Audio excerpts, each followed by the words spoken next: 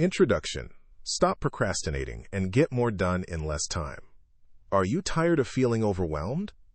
Do you constantly find yourself putting things off until the last minute? Are you struggling to achieve your goals because you're always fighting a losing battle with procrastination? If you answered yes to any of these questions, then this book is for you. Stop Procrastinating and Get More Done in Less Time is your practical guide to overcoming procrastination and unlocking your full potential. It's a simple, step-by-step approach to taking control of your time, energy, and focus so you can achieve more, stress less, and live a more fulfilling life. We all procrastinate sometimes. It's a human tendency. Thinking about something complicated, too large, or time-consuming makes it possible to postpone. But chronic procrastination can be a roadblock that prevents you from achieving your goals, damaging your self-esteem, and leading to increased stress and anxiety. This book won't offer any magic bullets or overnight transformations. Instead, it will provide you with the tools, strategies, and mindset shifts you need to break free from the procrastination cycle and start taking action. Forget those complex theories and overwhelming methods. We'll cut through the clutter and present you with actionable advice and real-world examples that you can immediately implement in your daily life. Throughout these pages, you'll discover how procrastination works, understand the root causes of your procrastination habits so you can address them effectively, simple strategies for overcoming procrastination, learn practical techniques to break down tasks, manage your time, and stay motivated, how to prioritize tasks, learn and use matrix to categorize all tasks so that you will be knowing which to prioritize, how to stop perfectionism, learn to do work with good enough attitude than perfect, how to make a habit of doing. The most effective strategies will be detailed that will enable reader to make doing task a daily habit. How to set realistic goals. Define clear, achievable goals that inspire you and keep you moving forward. How to boost your motivation. Discover powerful techniques to stay motivated and overcome resistance. How to reduce stress and increase productivity. Learn to manage your time and energy effectively so you can achieve more without feeling overwhelmed. Mindset shifts for long-term success. Adopt a positive and proactive mindset that empowers you to overcome challenges and achieve your full potential. This book is not just about getting more done.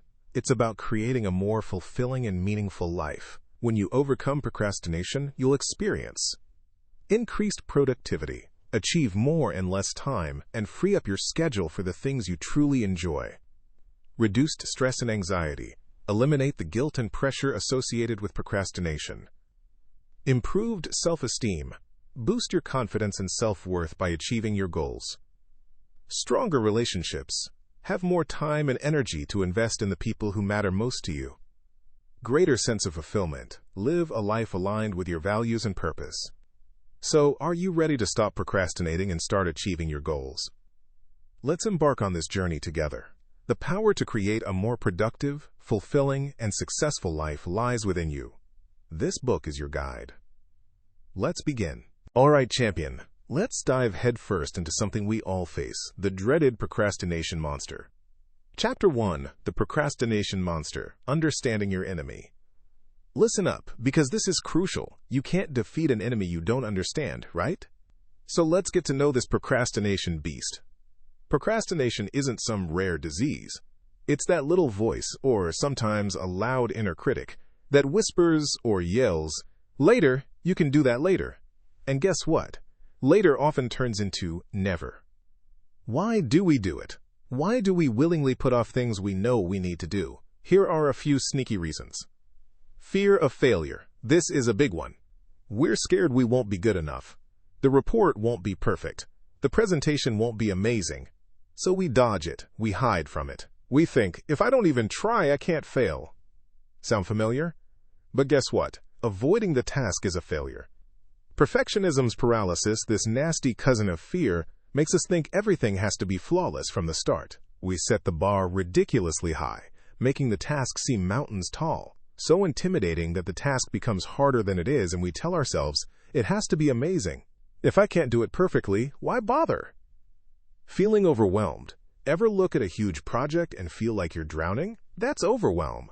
When a task seems huge, our brain short circuits. We shut down, choosing distractions over facing that giant. We think, where do I even start? It's too much. Lack of interest. Let's be honest. Some tasks are just plain boring. Sorting receipts? Filling out forms? It's understandable. You want to avoid boring stuff. Therefore, you think, I'd rather watch paint dry. This is too boring. Unclear goals. Sometimes we delay things we don't understand, or the goals are not clear. We might feel, I really don't know where the goals are. Where should I start? Recognizing the monster in disguise, procrastination, isn't always obvious. It wears many masks. Endless research. You're researching the best pens to use for the project for hours. You can't start until you have the perfect pen, right? Wrong. Busy work. Cleaning your desk, organizing your files, anything to avoid the task at hand. Distraction dive. Scrolling through social media, watching cat videos, anything to take your mind off things.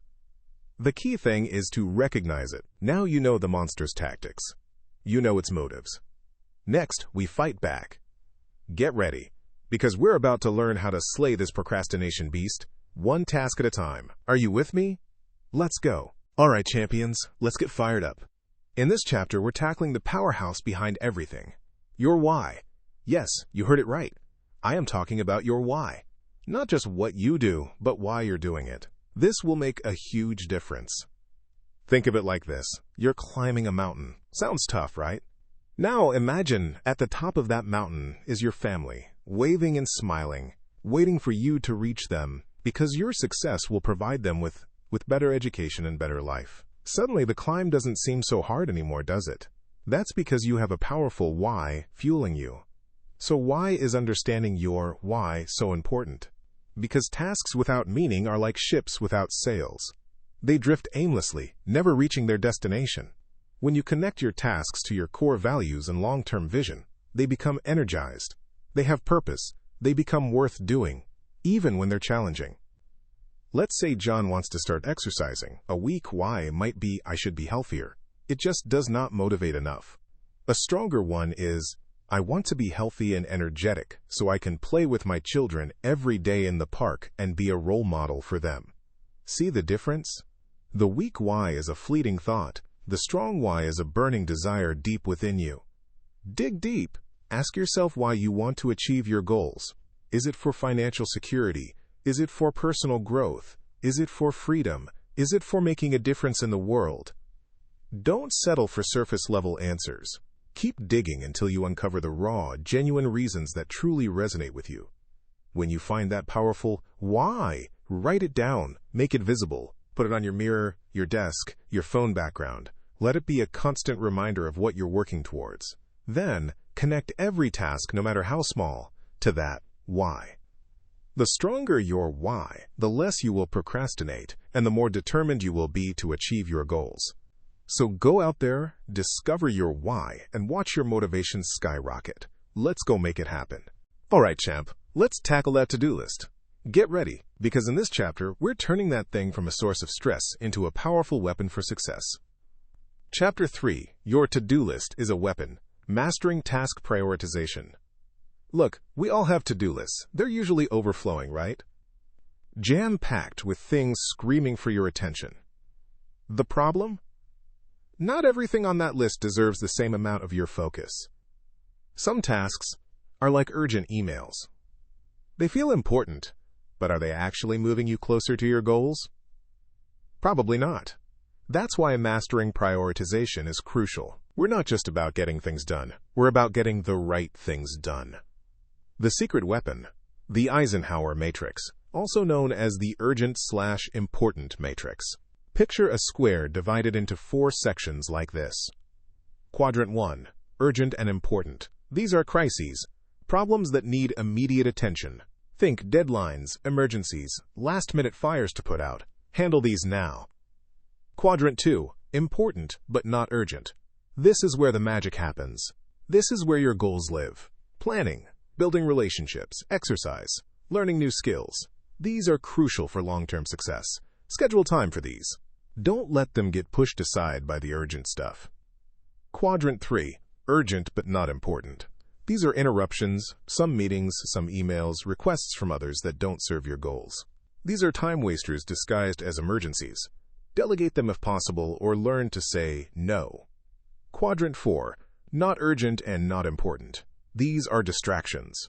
Mindless browsing, social media scrolling, time-wasting activities. Eliminate these.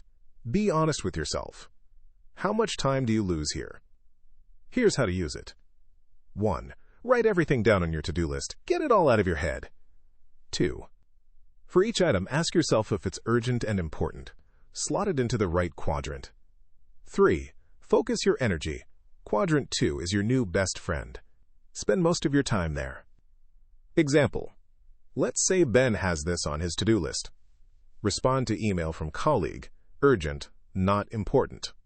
Finish the project report. Urgent/important. Plan for next month's goals. Not urgent/important. Scroll Instagram for 2 hours. Not urgent, not important. By using the matrix, Ben quickly realizes that he should prioritize the project report, urgent/important. Schedule time to plan for his next month of goals or delegate, not urgent/important. Quickly respond to emails from colleague, urgent, not important. He should cut down from playing games. Eliminating the wasteful activities. Remember, champ, you control your to-do list. Don't let it control you. Master the art of prioritization, and you'll be amazed at how much more you accomplish. Chapter 4. The First Bite Method, Breaking Down Big Tasks. Hey there, champion. Let's talk about mountains. Not the scenic kind, but the, oh my gosh, how am I ever going to climb that kind?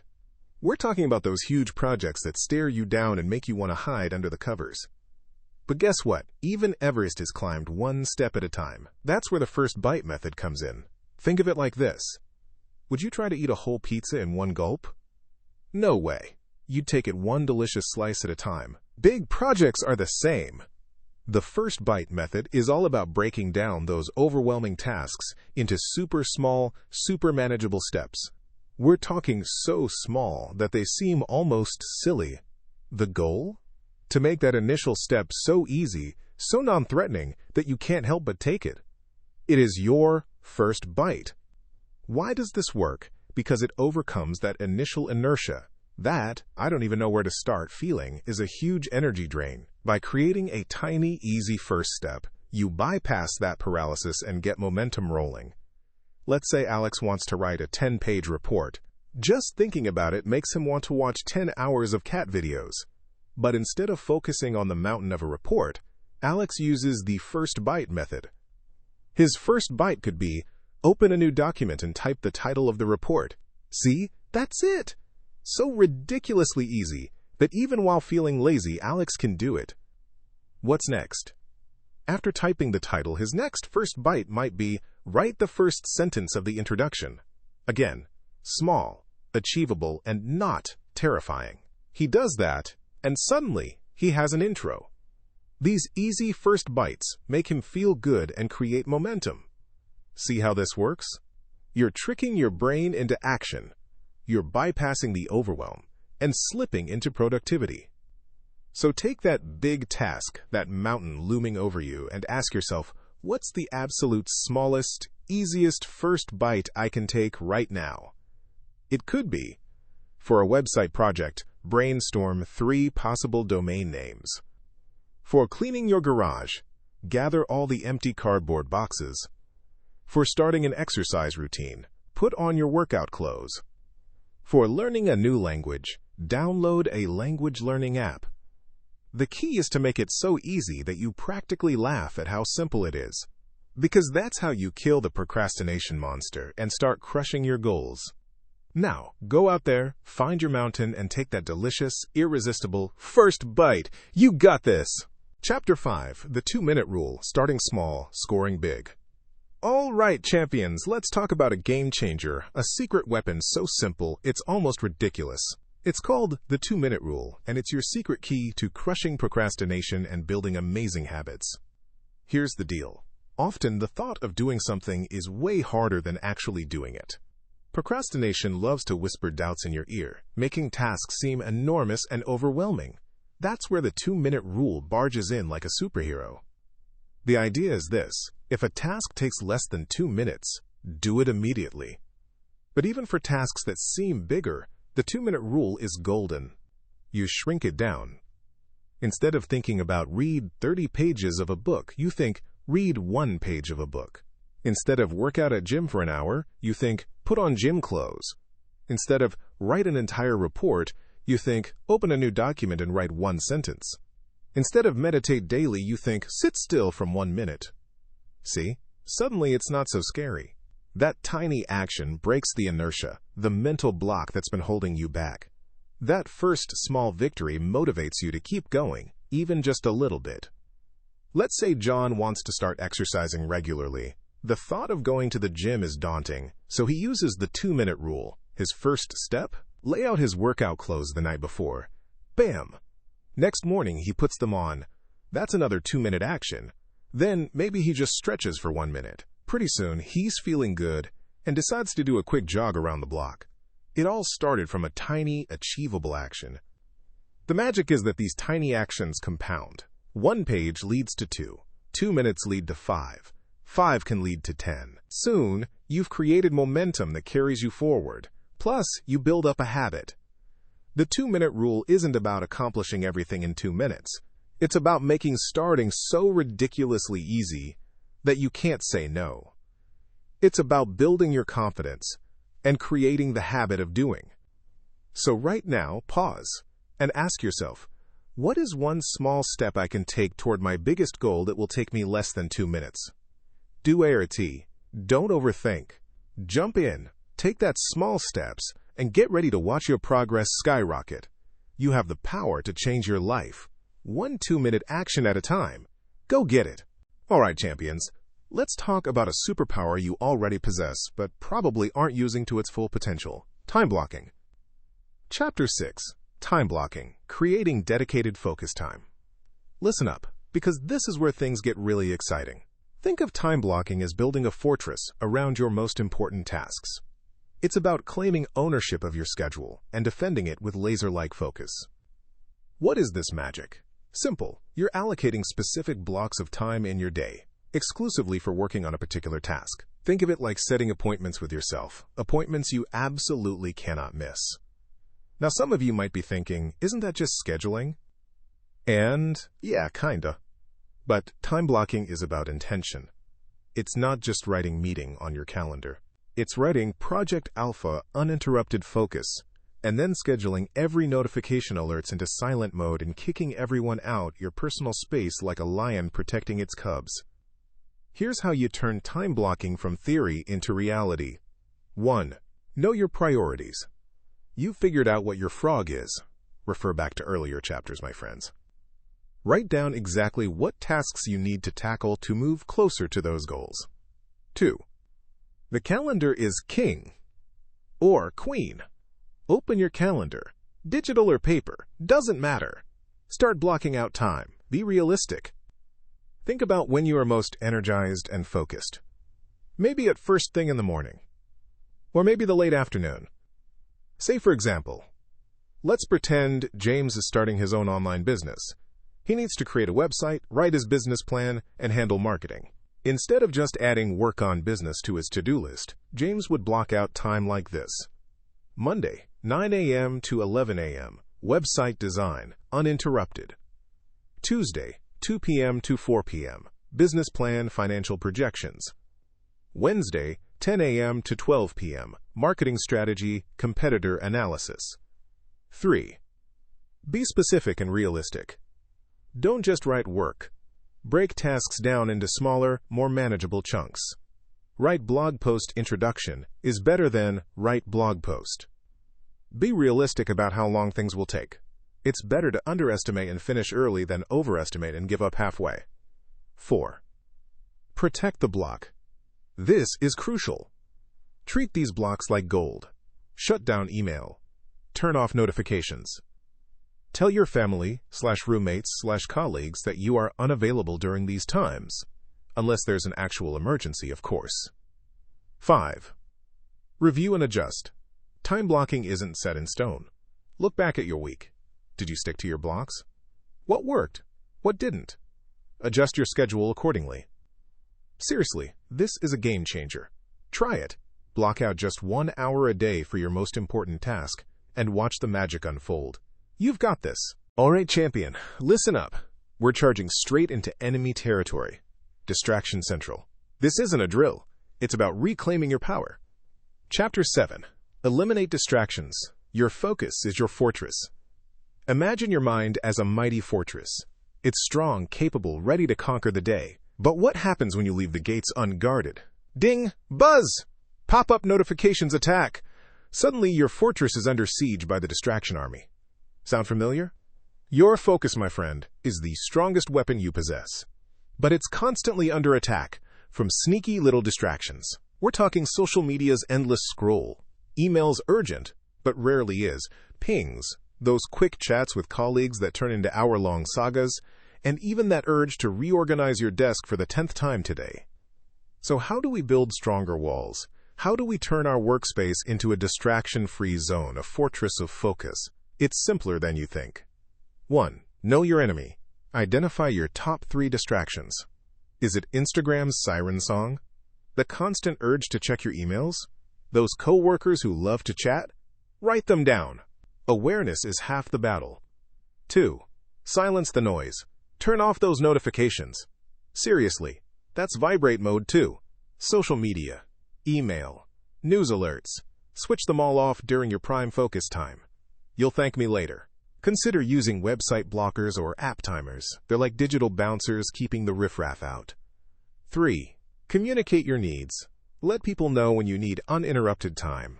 A simple, "I'm working on a deadline, I'll be available later," works wonders. Put a "Do Not Disturb" sign on your door or cubicle. Setting boundaries is crucial. 4. Create a dedicated workspace. A physical separation can do wonders.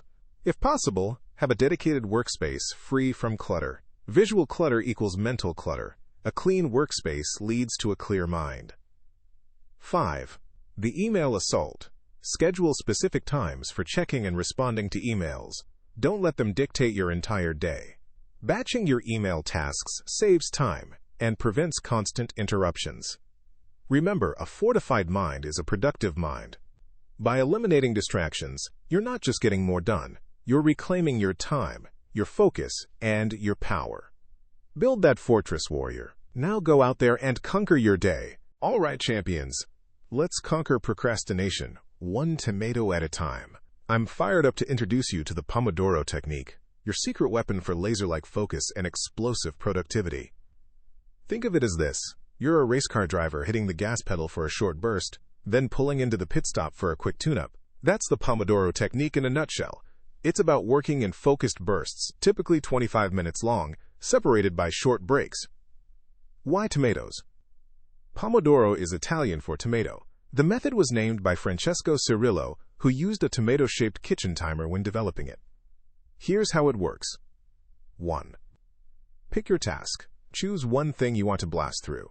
No multitasking team, just one single solitary task. 2. Set the timer. 25 minutes. Get a timer, use your phone, whatever works. Set it for 25 minutes. This is your Pomodoro session. 3. Focus like a laser. Dive into your task. No checking emails, no social media, no distractions. Just pure, undiluted focus. If a distracting thought pops up, jot it down on a piece of paper and get back to the task. Save distractions for the break. 4. Take a short break. 5 minutes. When the timer goes off, stop. Step away. Get up, stretch, grab a drink, do some jumping jacks. Look out the window. Anything but work. Your brain needs this reset. 5. Repeat 4 times. Do 4 Pomodoros, 25-minute sessions, with short breaks in between. 6. Take a longer break, 15 to 30 minutes. After 4 Pomodoros, reward yourself with a longer break. This is crucial to prevent burnout. Now, here's the magic. You can tailor this technique to your needs. Maybe 25 minutes is too short. Try 30. Maybe 5-minute breaks aren't enough. Experiment. The key is finding the timing that works for you. Let's use the example of John, who is tasked with writing a project proposal. He struggles with a constant, "I can do it later" mentality. Following the Pomodoro technique, he sets a 25-minute timer, and commits to writing the proposal without any distractions. When the alarm rings, he walks away, stretches, and comes back for another 25-minute session. After 4 of these sessions, he takes a longer break. This method allows him to make consistent progress. Remember, you are not chained to the 25 minutes. Adjust as needed. Find the sprint length that keeps you energized and focused. Are you ready to become a focus master? Adopt this technique and watch your productivity soar. Go get 'em, Tigers. Okay, get ready to rumble with productivity. Let's tackle that beast of perfectionism and unleash your true potential. Chapter 9. Embrace Good Enough. Letting Go of Perfectionism. Hey, champion. Let's talk about a sneaky little monster that trips up even the best of us. Perfectionism. You know the drill. You want something perfect. Absolutely flawless. And because perfect feels so unreachable, you just don't start. Or you start, tinker, tweak, agonize, and then still don't finish. Sound familiar? Perfectionism is procrastination in disguise. It's a shiny trap that keeps you stuck, spinning your wheels, instead of actually moving forward. Let's be clear. Aiming for excellence is fantastic. Striving to improve, learn, and grow is what makes life exciting. But there's a huge difference between striving for excellence and being paralyzed by perfection. Think of it this way. Excellence is about doing your best. Perfectionism is about imagining some impossible, unrealistic standard, and then beating yourself up when you inevitably fall short. Here's the harsh truth. Nothing is ever truly perfect. Never. Zip, zilch, nada. And chasing that phantom is a guaranteed recipe for frustration and unhappiness. Instead, let's embrace the power of good enough. What does that even mean? It means getting the job done to a level that meets expectations, fulfills the core requirements, and allows you to move on to the next thing. It means accepting that progress is better than paralysis. Imagine John, who wants to start a blog. A perfectionist John would spend weeks researching the perfect theme, agonizing over the perfect logo, and stressing about the perfect first post. Meanwhile, the blog stays a dream, not a reality. A good enough John would pick a decent theme, create a basic logo, write a solid first post, and launch the darn thing. He understands that he can improve as he goes, learn from his audience, and make adjustments along the way. Which John is actually living, creating, and growing? The good enough John every single time. So how do you break free from the clutches of perfectionism? Recognize it. Pay attention to when you're getting stuck in the details. Are you spending hours on something that could be done in minutes? Is your inner critic screaming louder than your inner coach? If so, perfectionism has its hooks in you. Set realistic expectations. Ask yourself, what's the minimally acceptable outcome here? Aim for that, and then celebrate when you achieve it. Set time limits. Force yourself to move on. Give yourself a deadline and stick to it, even if things aren't perfect. Practice imperfection. Intentionally do something imperfectly. Write a messy draft. Wear mismatched socks. Get comfortable with the idea that things don't have to be flawless to be valuable. Focus on progress, not perfection. Remember that even small steps forward are wins. Celebrate your progress and learn from any mistakes you make along the way. Embracing good enough isn't about lowering your standards. It's about shifting your focus from chasing an illusion to actually getting things done and living a more fulfilling, productive life. Now, stop striving for perfect and start striving for action. Go out there and make things happen. You got this. All right, champion, let's tackle Chapter 10, the power of accountability, getting support, and staying on track. Listen up, because this is huge. You've got dreams, goals, and ambitions. You're fired up, ready to conquer the world. But let's be honest, sometimes that fire fizzles out, right? Life gets in the way, distractions swoop in, and that procrastination monster rears its ugly head. That's where accountability steps in and saves the day. Think of accountability like having a training partner for a marathon. You could run alone, but having someone pushing you, cheering you on, and making sure you show up for those early morning runs makes all the difference. That's what we're talking about. So what is accountability? Simple. It's having someone or something holding you responsible for your commitments. It's about making your intentions public and knowing someone will ask you how you're doing. It's like having a personal hype man or hype woman. Now, how do you find your accountability partner? It could be a friend, family member, colleague, or even a coach. The key is to find someone who's supportive, honest, and genuinely invested in your success. They should be willing to give you a kick in the pants when you need it, but also celebrate your victories with you. Here's an example. Mark wants to write a business plan. He's been putting it off for weeks. He tells his friend, David, I'm going to finish draft of this plan in 1 month, and I will send it to you for review. Setting up a system works too. Maybe it's a commitment to post your daily progress on social media or use a habit tracking app. The important thing is to build a system that works for you. Remember, you're not alone on this journey. Let accountability be your secret weapon. Find your support system, set those deadlines, and get ready to achieve amazing things. You've got this. Now go out there and be accountable. All right, champion, let's talk about rewards. Chapter 11. Rewarding yourself. Celebrating small wins. Listen up.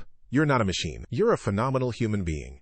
You achieve things, you push yourself, and you absolutely deserve to celebrate those wins, big or small. Think of it like this. Would you expect a sports team to keep playing hard if they never got to celebrate a touchdown or a goal? Absolutely not. Rewarding yourself isn't being lazy or indulgent. It's fuel. It's the octane booster that keeps your engine roaring. It's a vital part of beating procrastination and building momentum. Why is it so important?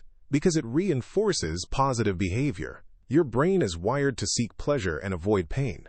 When you complete a task and reward yourself, you're telling your brain, hey, that felt good, let's do that again. It creates a positive feedback loop, making you more likely to tackle similar tasks in the future. Think about it. You finally finished that report that's been hanging over your head. Don't just move on to the next thing. Take a break. Go for a walk. Brew a fancy coffee. Watch a funny video. Do something you genuinely enjoy. This doesn't have to be extravagant. The key is to make it something that feels like a treat. Designing your reward system. The beauty of this is that you get to design it. Think about what truly motivates you. What makes you genuinely happy? Here are some ideas. Small wins. Treat yourself to a healthy snack or listen to your favorite song. Medium wins. Watch an episode of your favorite show, read a chapter of a good book, or call a friend. Big wins. Go out for dinner, buy that thing you've been wanting, or plan a weekend getaway. Example. Let's say John is working on building a website for his new business. Small win. Completes a basic coding section of the website. Reward equals 15-minute break. Medium win. Finishes designing 1 page of the website. Reward equals orders his special dish at his favorite restaurant. Big win. Launches the entire website. Reward equals a long weekend in the mountains. Remember, the most important thing is to make it clear. I finished this task. I earned this reward. This system helps John stay enthusiastic. Each win, big or small, propels him forward, fueled by his personal reward system. Don't underestimate the power of celebration. It's a fundamental element in changing your life, so go out there, conquer your tasks, and reward yourself like the champion you are. Now, get out there and win. Boom! Chapter 12. Forgiving yourself. Bouncing back from setbacks. All right, champion, let's talk about a little secret weapon, self-forgiveness. Listen, nobody's perfect. We all slip up. You will have days where that procrastination monster wins around. You miss a deadline. You binge-watch cat videos for 3 hours instead of working on that report. It happens. The key isn't about avoiding setbacks entirely. Impossible. It's about how you respond to them. The biggest mistake people make is turning on themselves with harsh self-criticism. You're so lazy. You never finish anything. Why can't you just get it together? Sound familiar? This negative self-talk is like pouring gasoline on a fire. It paralyzes you and makes it even harder to get back on track. Instead, treat yourself with the same kindness and understanding you'd offer a friend. Imagine your best friend John missed a work deadline. Would you yell at him and call him a failure? Of course not. You'd offer encouragement, right?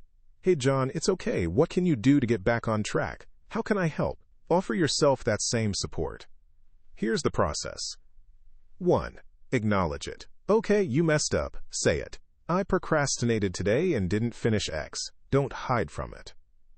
2. Analyze. Don't agonize. Ask why it happened. Were you overwhelmed, distracted, tired? Identifying the trigger helps you prevent it next time. 3. Learn from it. Consider this as a learning experience. Use the experience as a data to identify weakness and strength. 4. Actively forgive yourself. Literally say to yourself, I forgive myself for procrastinating. I'm moving forward now. It sounds simple, but I challenge you to try and observe the effect. 5. Recommit. Refocus on your goal and make a plan for getting back on track. What's the very next small step you can take? Can you do it in 2 minutes? Remember, setbacks are not failures. They are lessons in disguise. Self-compassion isn't about letting yourself off the hook completely. It's about giving yourself the emotional space you need to learn, grow, and get back in the game, stronger and wiser than before. Now pick yourself up, dust yourself off, and let's get after it. You got this. All right, champion. Let's talk about conquering your day before it even begins. We're diving into Chapter 13. Develop a morning ritual. Set yourself up for success. Listen, your mornings are precious. They're the blank canvas upon which you paint your day. If you roll out of bed, grab a sugary drink, and scroll mindlessly through social media, you're surrendering control. You're letting external forces dictate your mood and focus. That's no way to start the day of a future champion. A morning ritual is your secret weapon. It's a carefully crafted sequence of activities that sets a positive tone, boosts your energy levels, and sharpens your focus. It's about intentionally designing the first hour, or even just 30 minutes, to put yourself in the driver's seat. Think of it like this. Successful athletes don't just show up on game day and hope for the best. They have pre-game rituals, superstitions even, that prime their bodies and minds for peak performance. You're no different. Your life is your game, and your morning ritual is your pre-game routine. So how do you craft this magical ritual? First, think about how you want to feel throughout the day. Energetic, focused, calm, inspired. Your morning ritual should be designed to cultivate those feelings. Here are a few ideas. Mix and match to create your perfect ritual. Hydrate. Drink a glass of water. First thing, your body is dehydrated after sleeping. Move your body. Just 10 to 15 minutes of stretching, yoga, or a quick walk can do wonders. Get that blood flowing. Mindfulness/meditation. Even 5 minutes of quiet contemplation can clear your head and reduce stress. There are a ton of apps that can help. Affirmations. Speak positive statements about yourself and your goals. Believe me, it works.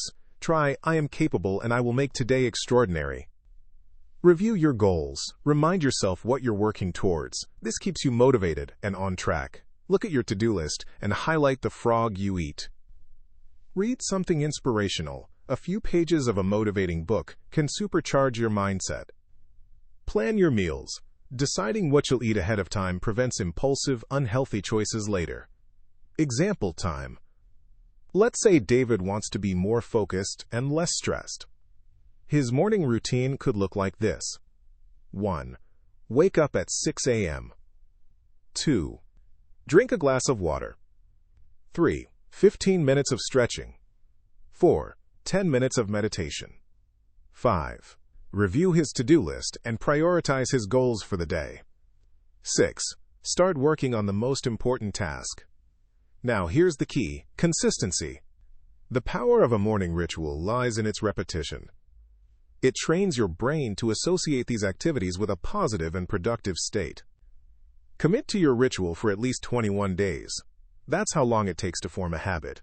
Don't be afraid to experiment and adjust your ritual as needed. What works for David might not work for you. Remember, this isn't about adding more things to your morning. It's about intentionally structuring the time you already have to maximize its impact. This is about creating a powerful launchpad for a fantastic day. You got this. Now, go design your success. All right, champ, listen up. This is where we level up your game big time. We're in Chapter 14, Delegation and Outsourcing, When to Say No Yourself. You know, you're not Superman or Superwoman. Stop pretending to be. The most successful folks, they know their strengths and they know their weaknesses. More importantly, they know what not to do. Think of it like this. You are the CEO of your life, Inc. Seriously, and a great CEO doesn't do everything themselves, right?